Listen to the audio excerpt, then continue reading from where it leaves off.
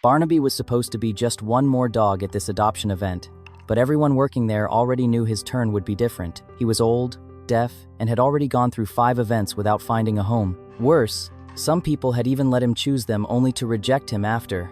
So, while other dogs left with families, Barnaby kept waiting in the corner for what felt like one last chance. It is a heavy thing to witness an animal who has spent 11 years on this earth being told, over and over, that he is not quite what someone is looking for.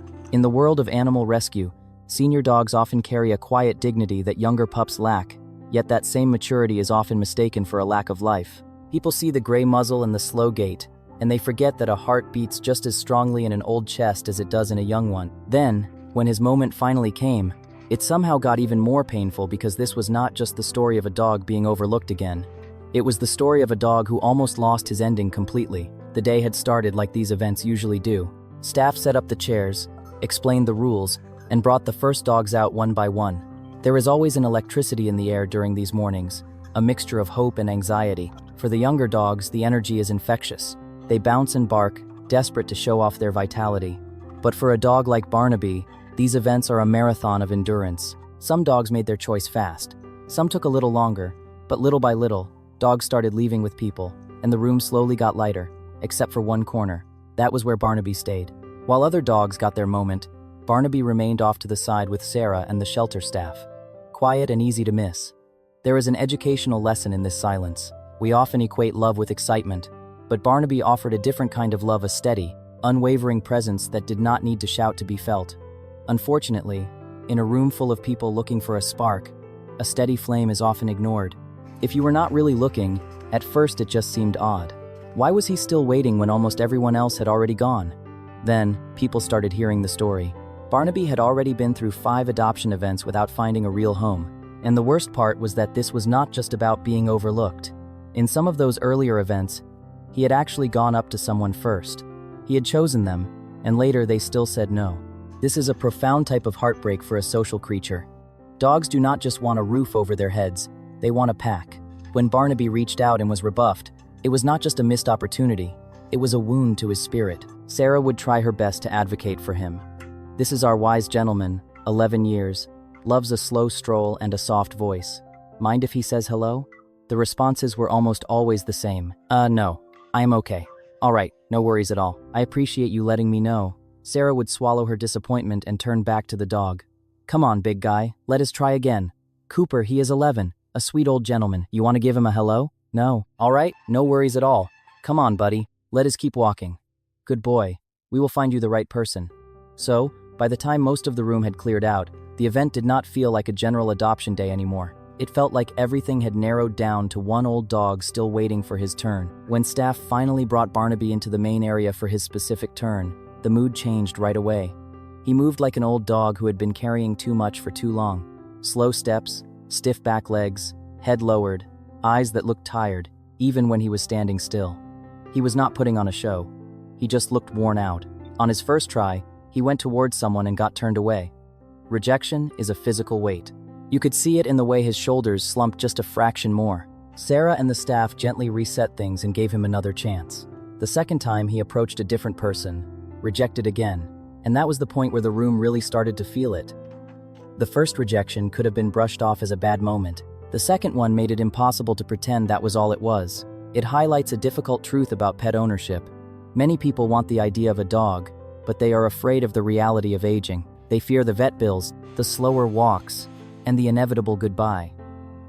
But in avoiding that pain, they miss out on the profound beauty of a senior dog's gratitude. Staff changed the way they handled the room after that. It stopped feeling like a normal round. They tried to keep things calm, tried to help Barnaby stay engaged, tried to give him one more fair chance. So he tried a third time and got rejected again. That was the hardest turn of the day because after that, Barnaby stopped behaving like a dog who was still part of the event. He did not keep moving from person to person. He did not keep searching. He stayed close to staff, or just stood there like something in him had already checked out before the day was even over. He had reached his limit. This was learned helplessness in its saddest form. He had learned that reaching out only led to the coldness of a no. Then, out of nowhere, a man stepped forward and said yes. For a second, it felt like the whole room exhaled. After everything that had just happened, people wanted that to be the ending so badly.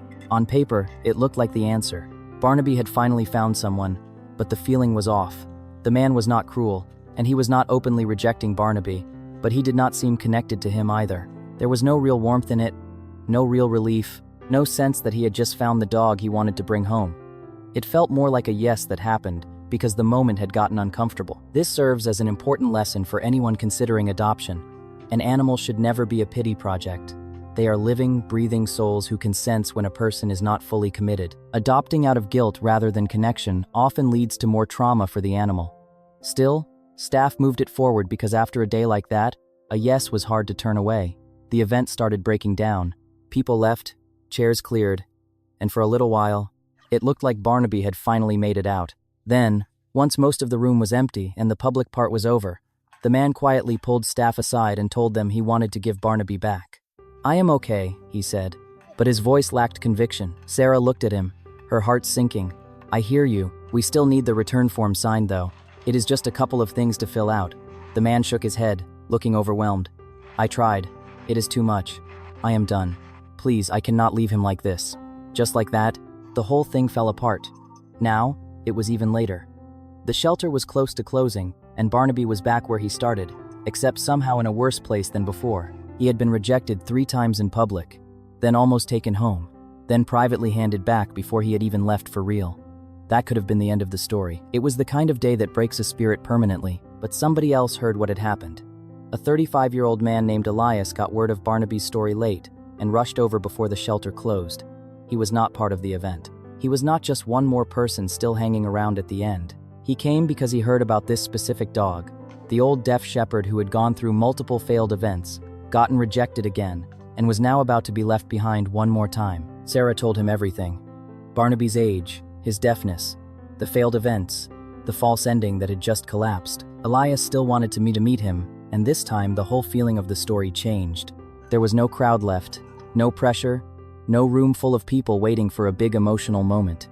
It was quieter now, slower. Elias was not reacting to the event itself. He was there for Barnaby. He gave him time. He stayed with him.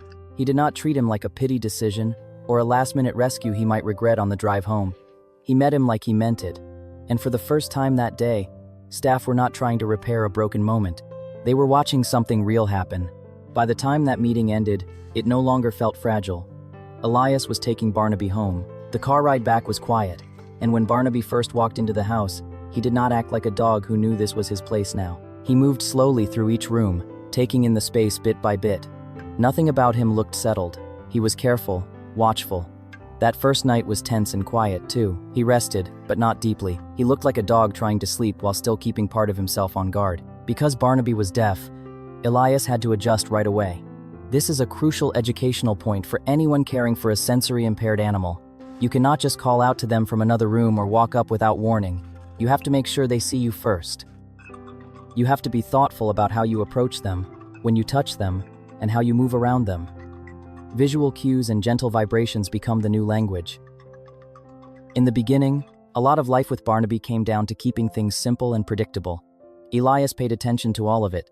He noticed where Barnaby seemed most relaxed eating. He noticed that he did not fully stretch out when he slept at first. He noticed how alert he stayed even in a quiet house. The first changes were small. Barnaby started choosing to stay in the same room as Elias, instead of keeping his distance all the time. He watched him, learned his routines, and followed him with his eyes before he ever started following him with his body. Then, one day, during a completely ordinary quiet moment, Barnaby came over and settled near him on his own. That was one of the first real signs that something was shifting because nobody had asked him to do it. He chose closeness. From there, a rhythm started to form. Calm meals, short walks, safe places to rest. Repeated contact without pressure. Because Barnaby was older and stiff in his back legs, Elias did not try to force energy or big changes. He built the days around what Barnaby could handle. And it was not instantly easy. There were still moments early on where Barnaby seemed unsure again. If Elias came into his space from the wrong angle, Barnaby could tense up before realizing who it was. If something disrupted the routine too much, he seemed less settled that day. It was clear he was still adjusting, still figuring out whether this new life was really going to hold, but it kept moving in the right direction. Soon, Barnaby was not just staying nearby. He was starting to track Elias through the house. If Elias stood up, Barnaby would look up too. If he moved into another room, Barnaby would slowly get up and follow. Meals got calmer, rest got deeper, and he moved through the house with less hesitation. Later, the bond showed up in the most ordinary ways. Elias did not have to wonder where Barnaby was much anymore because he was usually close by, maybe lying where he could see him, maybe waiting in the next room, maybe getting up stiff and slow just to follow him anyway. It was not dramatic. That was what made it feel real. The connection had moved out of the big rescue moment and into daily life. And that is where the contrast really showed. At the shelter, Barnaby looked like a dog who kept being asked to put himself out there one more time, only to be told no again. At home, that pressure was gone. He did not have to win anybody over. He did not have to make another choice. He did not have to survive one more event. The dog who had stopped trying after the third rejection was now living in a place where staying did not depend on performing, guessing, or hoping the next person meant it. By the end, the thing that almost defined Barnaby did not define him anymore. He was not the old deaf dog left for last. He was not the dog who got rejected 3 times. He was not the dog who almost got returned before closing. He was Elias's dog, and this time, he got to stay.